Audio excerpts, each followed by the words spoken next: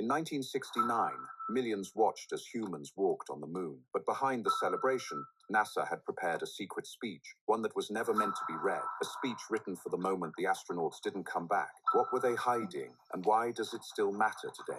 On July 20th, 1969, Neil Armstrong and Buzz Aldrin landed on the moon. The world celebrated, but inside the White House, speechwriter William Safire had quietly handed President Nixon a folded piece of paper. It was titled, "In Event of Moon Disaster." The speech began with these words: "Fate has ordained that the men who went to the moon to explore in peace will stay on the moon to rest in peace."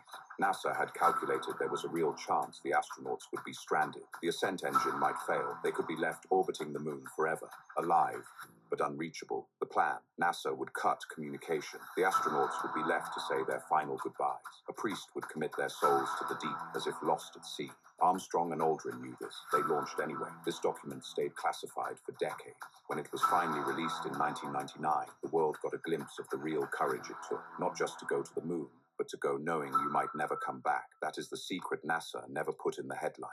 Not the technology, not the glory, but the quiet, terrifying bravery of two men who said yes anyway. The next time life asks you to take a leap, remember Armstrong. He didn't leap because he was sure he'd land. He leaped because the mission was worth it. What mission in your life is worth that kind of courage?